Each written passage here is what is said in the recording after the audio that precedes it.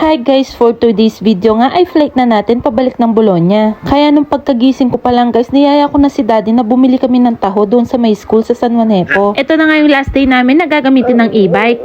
Last day na nga din ng pagtikim po ng taho. Dalawa nga pala yung binili namin, tig-isa kami ni daddy. Nung huling week na nga lang guys, gusto ko lagi talaga akong bibili ng taho kaso lagi naman kaming late na nagigising. Kaya 2 times na ako nakakain ng taho dito sa Pampanga. So sad.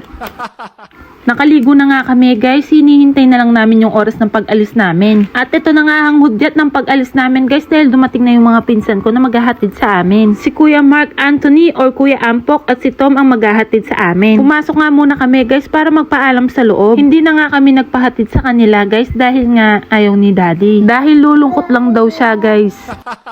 Tunay naman talaga at nakakalungkot, diba? Yan talaga ang hirap sa mga OFW guys, yung iiwan na yung pamilya nila sa Pilipinas at darating na yung oras na pagbalik nila sa ibang bansa. Dahil gustuhin man natin o hindi guys, darating at darating yung oras na babalik at babalik tayo sa ibang bansa. Dahil nga nandito tayo guys para magtrabaho at para makatulong sa mga mahal natin sa buhay. Kaya laban lang at kapit lang sa lahat ng mga OFW.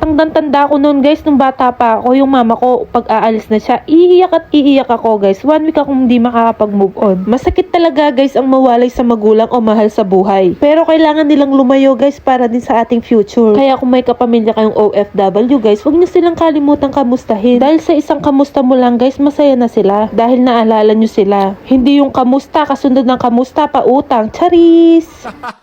Balik nga tayo guys. Ayaw ni daddy yung magpahatid dahil mabigat nga sa loob. Hindi nga kamukha ng pag magsusundo na masaya. Kaya yung mga kasama namin, yung mga pinsan ko at si Ate Roda na lang. Thank you so much pala kay mami dahil yung sasakyan niya yung ginamit namin. 12 o'clock pala kami umalis dito sa bahay. Dahil mamamasyal muna kami dito sa may Venice dito sa Pilipinas. Ang bilis nga lang ng biyahe guys dahil walang traffic dito kami sa may Skyway dumaan. Hanggang dyan na muna guys. Thank you for watching. God bless. Bye!